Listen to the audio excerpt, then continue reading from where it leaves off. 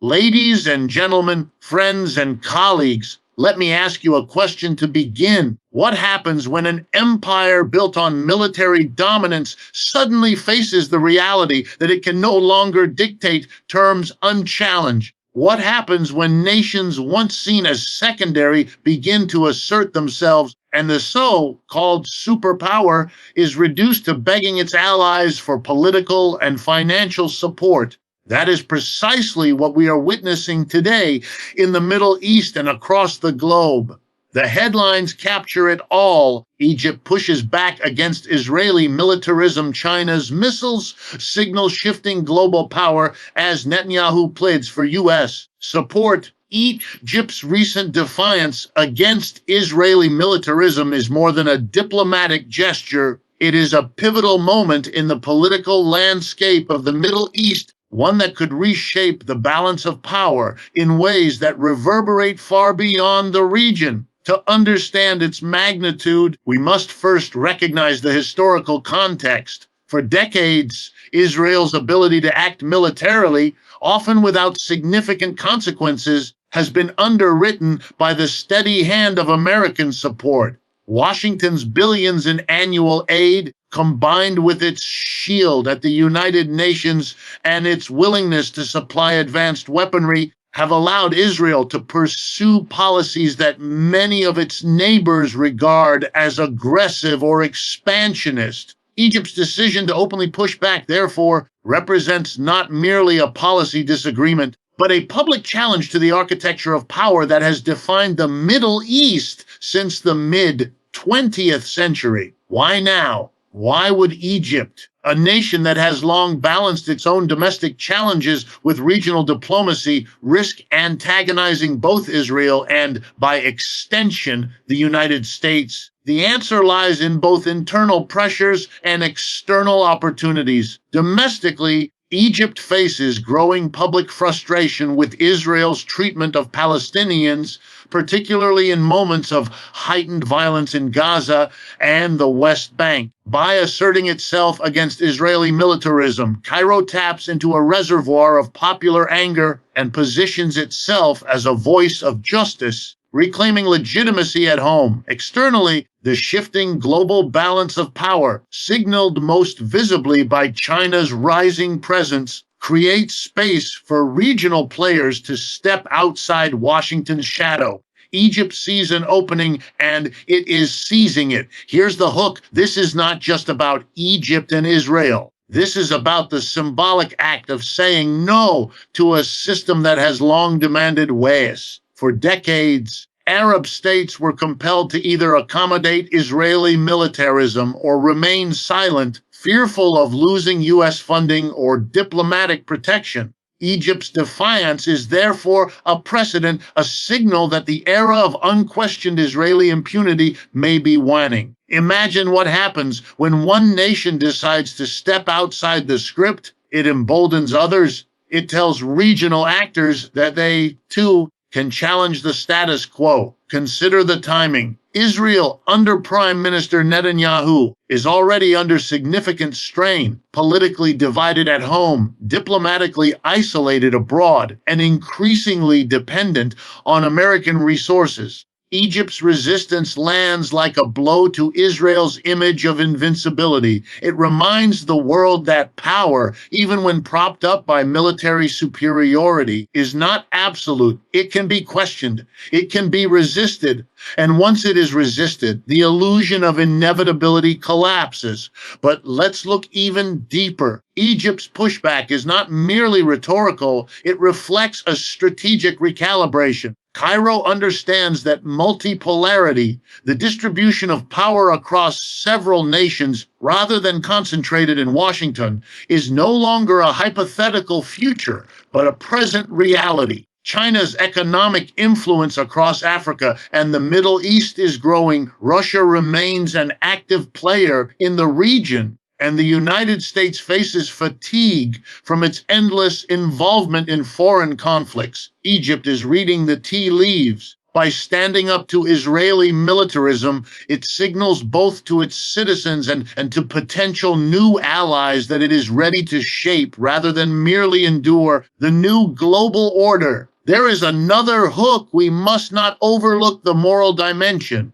For much of the global South, Israel's treatment of Palestinians is viewed not simply as a political conflict, but as a test of justice. When Egypt resists Israeli militarism, it appeals to this broader moral narrative.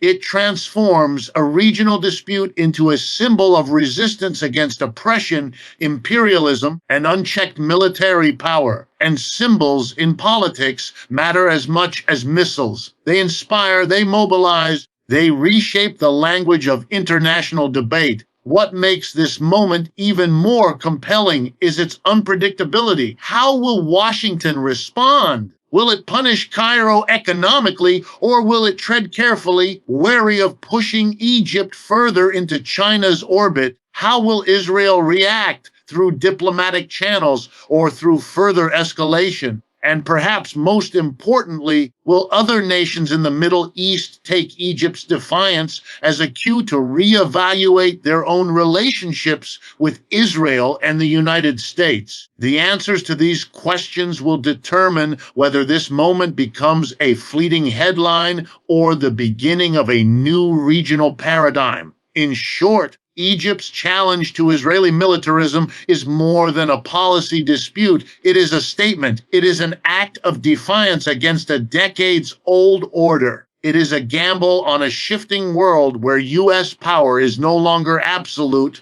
where China and others are rising, and where the voices of nations, once compelled to remain silent, are beginning to grow louder. And in that gamble, Egypt has forced the world to pay attention. China's strategic messaging through its missile program is not merely a demonstration of military technology. It is a carefully orchestrated performance on the global stage designed to reshape perceptions of power and authority in the 21st century.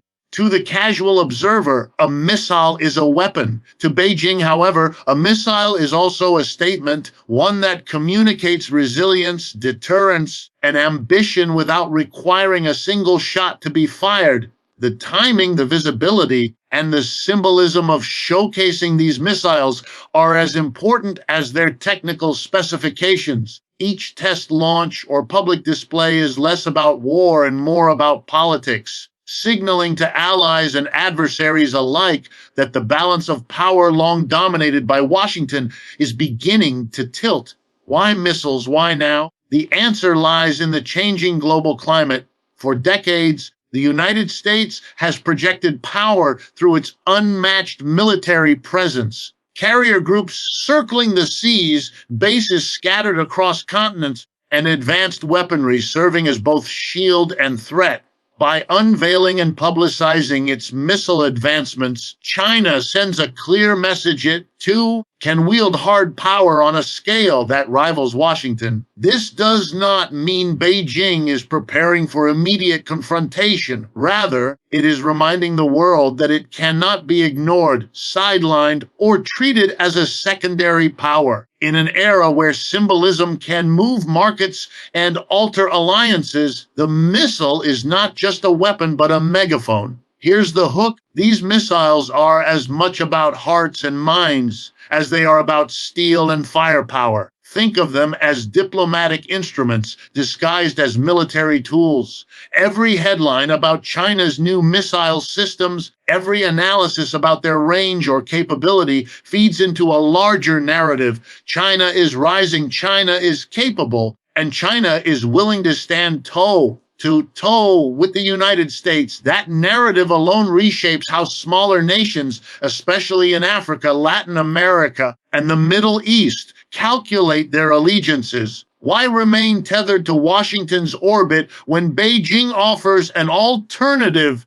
backed not only by economic incentives, but by visible military credibility? Consider the Middle East, where this display of strength resonates with particular force. Nations like Egypt, long accustomed to balancing U.S. patronage with regional realities, now see in China a partner that can provide both investment and security assurances. The mere existence of Chinese missile technology, reliable, modern, and available, signals to these states that dependence on American weapons is no longer inevitable. It opens the door to multipolar security arrangements where no single nation monopolizes military dominance. For Israel, and indeed for Washington, this is unsettling. Their long-standing advantage rested not only on possession of superior weapons, but on the assumption that no rival power could provide a credible counterweight. China's missiles shatter that assumption. The deeper significance, however, lies in the psychology of power. For decades, the West has relied on a narrative of inevitability. America leads, others follow. Beijing's missile demonstrations disrupt that narrative by creating an alternative storyline, one in which the East is not merely catching up, but is ready to define the terms of engagement. That is why these displays are choreographed so publicly. They are less about military secrecy and more about political theater. The world is meant to watch, and the world is meant to interpret. Another hook emerges when we think about deterrence. China does not need to use these missiles to achieve its goals. Their mere presence alters calculations in Washington, Tokyo, New Delhi, and beyond.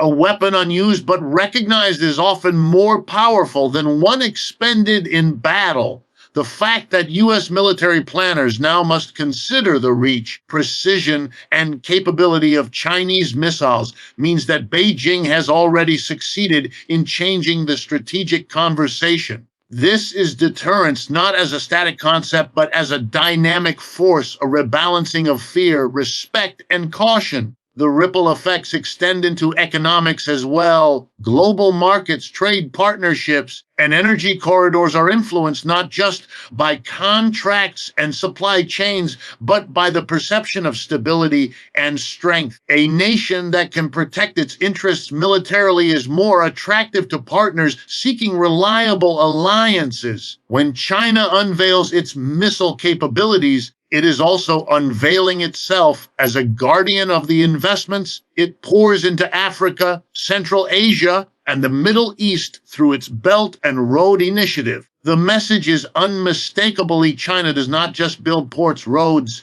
and railways, it also has the means to protect them. We must not underestimate the symbolic blow this delivers to U.S. hegemony. For decades, America has operated under the assumption that it alone policed the global commons. China's missiles, even if never used, represent a rejection of that premise. They declare that power is no longer unipolar. They whisper to every nation that alternatives exist, that choices exist, and that the United States is no longer the only game in town. That whisper is powerful, perhaps more powerful than any explosion on a battlefield.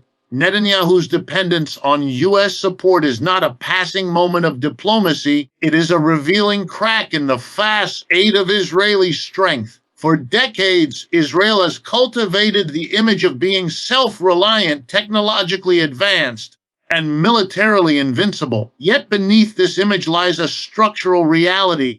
Israel's survival and its projection of power have always been tied to American patronage, from annual aid packages amounting to billions of dollars to the supply of advanced weaponry and political shielding at the United Nations. The United States has functioned as both Israel's banker and its bodyguard. When Netanyahu pleads for support, he is not making a tactical request. He is acknowledging the very dependency that Israel has long sought to disguise. Here is the hook. When a leader famed for defiance and hardline positions finds himself publicly leaning on another nation, it exposes not strength but vulnerability. Netanyahu, the politician who built his career on insisting that Israel will never bow to outside pressure, now finds himself bowing, though not to enemies but to allies. This is not just about dollars or jets, it is about legitimacy. Without American backing, Israel cannot maintain its dominance in the region, and Netanyahu knows this better than anyone. His plea is as much about securing resources as it is about preserving the myth of Israeli power. What makes this moment more striking is its timing. Domestically, Israel faces unprecedented divisions. Netanyahu is embroiled in corruption trials, mass protests have erupted against judicial overhauls, and the social fabric of the nation is stretched thin. Internationally, Israel's policies toward Palestinians are drawing sharper criticism, even from allies who once looked the other way. Against this backdrop, Netanyahu's appeal to Washington comes across not as the confident negotiation of a strong leader, but as the desperate request of a politician cornered by crisis on multiple fronts. This desperation is telling, and it raises questions about how much longer Israel can sustain the narrative of independence while depending so heavily on American largesse. The hook for global audiences is even more powerful when Israel pleads. What message does it send to the rest of the world? For decades, the image of Israel in the Middle East was that of a lion surrounded by smaller, weaker states, a nation that could act first and justify later. But the sight of its prime minister begging for more American weapons, more money, more diplomatic cover tells a different story. It tells Egypt, Jordan, and even Gulf states that Israel is not untouchable. It tells Palestinians that Israel's strength is contingent, not absolute. And it tells rival powers like China and Russia that Israel's grip on regional dominance rests precariously on Washington's willingness to pay the bill. Another dimension of this dependence lies in its reciprocity, or lack thereof. While Israel receives consistent U.S. support, the returns are limited. Washington gains a strategic foothold in the Middle East, but it also inherits Israel's conflicts, reputational baggage, and the growing resentment of Arab and Muslim majority nations. Netanyahu's plea highlights this imbalance. Israel demands unconditional support while offering little in the way of reducing America's geopolitical burdens. In fact, more often than not, Israel's actions intensify those burdens. For U.S. policymakers, Netanyahu's constant demands create a dilemma: continue propping up an ally whose behavior destabilizes the region, or begin recalibrating a relationship that looks increasingly like a one-way street. Let us also consider the optics. Netanyahu has carefully crafted his image as the leader who stands tall against international criticism, who will not waver in the defense of Israel's interests. Yet each trip to Washington, each closed-door meeting where he asks for more weapons or funding, chips away at that image. The theater of politics cannot conceal the reality Israel is deeply dependent on American resources, and Netanyahu is the messenger of that dependence. For a leader whose political brand rests on toughness, the act of pleading reveals fragility. It undermines not only his image, but also the broader myth of Israeli autonomy. The long-term implications are profound. If Israel's strength is tethered so tightly to Washington, then any shift in U.S. priorities or any decline in American hegemony will directly expose Israel's vulnerabilities. Netanyahu's pleas, therefore, are not only about today's conflicts, they are also about tomorrow's uncertainties.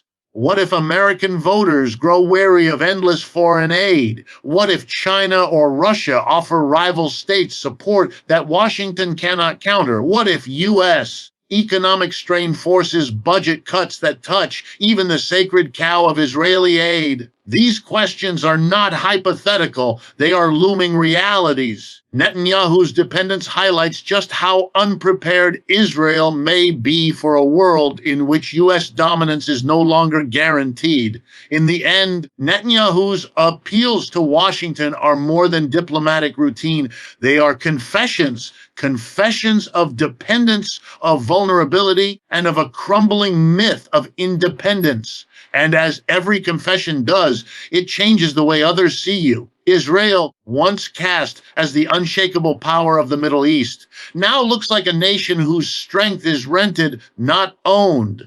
That is a dangerous image for Netanyahu, but an even more dangerous reality for a region already in turmoil. U.S. hegemony in question is not simply a theme of academic debate. It is an unfolding reality that is being tested in real time across the Middle East and beyond. For much of the 20th century, the United States operated as the uncontested global power, dictating the terms of diplomacy, trade, and security. Its military bases encircled the globe, its currency underpinned the international financial system, and its cultural exports shaped imaginations everywhere. But that dominance, once seen as permanent, is now under pressure from multiple directions. The cracks are visible, and the actors on the world stage are beginning to maneuver differently because of them. The hook here is clear. When the world senses weakness in an empire, it does not wait politely. It rushes to test the limits of that empire's endurance. In the Middle East, the unraveling of U.S. supremacy is particularly striking. Washington once brokered every major deal in the region, controlled the flow of military aid, and decided which governments were acceptable and which were pariahs. Yet today, we see states like Egypt openly defying Israeli militarism without immediate fear of American reprisal. We see Gulf states like Saudi Arabia exploring closer ties with China, not just in trade, but in security cooperation. And we see Turkey, a NATO member, hedging its bets by buying Russian defense systems. Each of these decisions chips away at the idea that Washington is the unavoidable center of power. The old assumption that no nation in the Middle East could act against U.S. wishes and still prosper is no longer true. Here is another hook. The decline of U.S. hegemony is not only about external competition, it is also about internal fatigue. Decades of war in Iraq and Afghanistan drained American resources and eroded the public's willingness to fund endless foreign interventions. Trillions of dollars spent abroad left domestic infrastructure crumbling, social divisions widening, and voters asking why their taxes support foreign militaries while roads and schools at home collapse. This discontent translates into political pressure, forcing Washington to reconsider how much longer it can sustain the role of global policeman. A superpower may be feared abroad, but if it loses legitimacy at home, its grip inevitably weakens. The rise of China further accelerates this shift. Beijing's Belt and Road Initiative is not merely an economic project, it is a political statement that trade routes, infrastructure projects, and investment opportunities no longer require American approval. When China couples that economic reach with its expanding military capabilities, the balance of global influence tilts. Nations that once depended exclusively on Washington's aid now have choices, and in geopolitics, choice is power. If the United States was once the only option, today it is merely one option among several. That difference is seismic. Russia, too, plays a role in undermining U.S. hegemony. Its interventions in Syria showed that Moscow could still project influence and challenge American objectives. While Russia lacks the economic clout of China or the technological reach of the United States, its willingness to disrupt U.S. strategies demonstrates that the unipolar moment is truly over. Together, these powers signal to the world that multipolarity is not a theory waiting in the future. It is the structure of the present. The hook that ties this together is perception. Hegemony does not collapse in a single dramatic moment. It erodes gradually through countless small acts of defiance that accumulate until the illusion of control is shattered. When Egypt resists Israeli militarism, when Saudi Arabia signs an oil deal with Beijing, when Turkey purchases Russian arms, these may appear as isolated moves. But collectively, they tell a story, the story of a world no longer afraid to step outside Washington's orbit. And once that fear is gone, U.S. dominance can never be fully restored. We must also recognize that U.S. responses to these challenges often reveal more weakness than strength. Sanctions, once considered Washington's ultimate weapon short of war, are losing their bite as alternative financial systems emerge. Diplomatic pressure, once effective, now encounters skepticism from nations that see U.S. lectures on democracy as hypocritical given its alliances with authoritarian regimes. Even military threats are less intimidating in a world where rivals possess advanced missile systems capable of striking back. The very tools that sustained American supremacy are becoming blunt instruments incapable of delivering the same results. This erosion of hegemony is not simply a matter of geopolitics, it reshapes global psychology. Smaller nations are watching closely. They are calculating what a post-American order could mean for them. For decades, aligning with Washington was considered the safest bet. Today, hedging between powers or even leaning toward Beijing looks just as rational, if not more advantageous. The fact that such calculations are even possible speaks volumes. U.S. hegemony is not ending with a bang, but it is certainly being questioned in ways that would have been unthinkable just 20 years ago. The reality is stark. An empire that once dictated terms is now forced to negotiate them. That transformation changes everything, not only for the Middle East, but for the structure of global politics itself. Regional rebalancing in the Middle East is no longer an abstract theory discussed in think tanks. It is unfolding before our eyes, driven by a confluence of defiance, opportunity, and shifting global alliances. For decades, the Middle East operated under a system in which Israel enjoyed near total supremacy, bolstered by unshakable U.S. support. This supremacy was not simply military, it was psychological. Nations in the region learned to calculate their moves with Israel's deterrent power in mind, aware that Washington's hand would shield and sustain Tel Aviv. Yet today, that calculation is changing.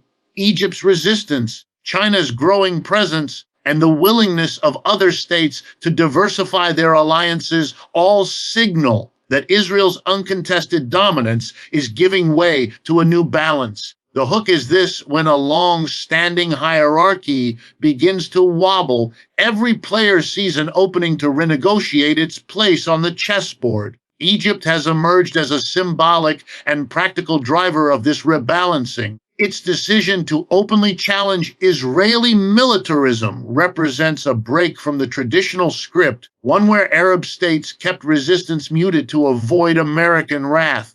By speaking up, Egypt demonstrates that the costs of silence may now outweigh the risks of defiance. More importantly, Cairo's move emboldens others. In geopolitics, courage is contagious. When one country pushes back against a dominant power, others often follow, recalculating what once seemed impossible. This is precisely how rebalancing begins. Not through dramatic coups or wars, but through gradual, coordinated shifts in posture.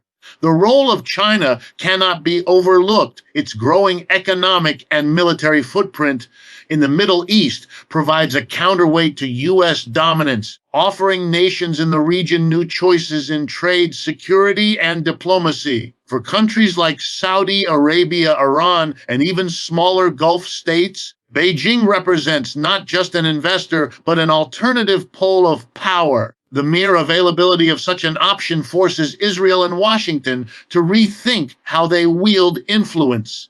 The monopoly on partnership is over. Now there is competition, and competition always redistributes leverage. Another hook is that Israel itself, once the region's unquestioned military titan, is finding its aura of invincibility challenged.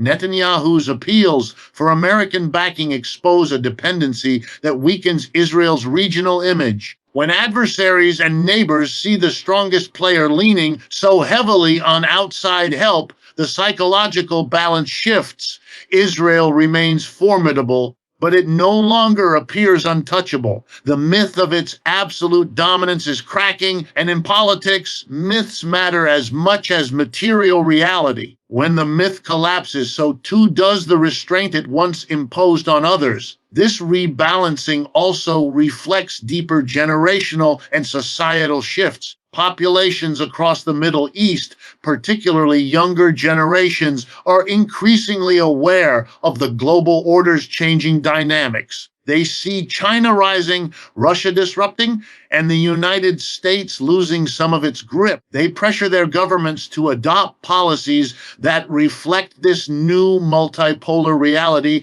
rather than continuing the old dependency on Washington. Leaders, in turn, must adjust or risk domestic backlash. Regional rebalancing, therefore, is not only imposed from above, but demanded from below. The hook here is about opportunity. For decades, Middle Eastern nations were trapped in a binary choice: align with Washington and accept Israel's dominance, or remain marginalized and isolated. Today, that binary is dissolving. Multipolarity allows for nuanced positioning where countries can play powers against each other to maximize their own advantage. Egypt can challenge Israel while courting Chinese investment. Saudi Arabia can maintain ties with the U.S. while cutting oil deals with Beijing. Turkey can remain in NATO while purchasing Russian weapons. Each of these choices would have been unimaginable in the unipolar era.